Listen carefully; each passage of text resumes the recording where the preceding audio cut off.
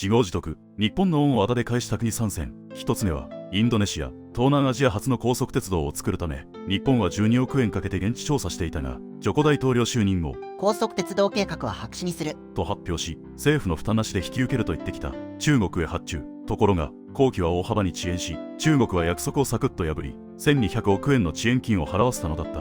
2つ目は、フィリピン。住友と三菱がマニラの都市鉄道を開業させ、メンテナンスもまるっと引き受け、安定した運行を続けていた。ところが、契約は更新せず韓国に発注します。と安値の韓国に寝返った。その結果、部品不足により故障が多発し、市民の足が完全に麻痺し、どうか戻ってきてほしい。と住友と三菱に泣きつき再度契約を結び直した。そして最後は、パキスタン。日本は10年かけて現地調査を行い、100年使える本物の鉄道を作ろうと設計していたが、その設計図があればうちはもっと早く安く仕上げますよ。と横取りしてきた中国。その後は案の定、工事は遅延しすぐに資金難となり、結局頓挫して日本を頼ったが拒絶され、パキスタンは今でも自業自得のツケを払っている。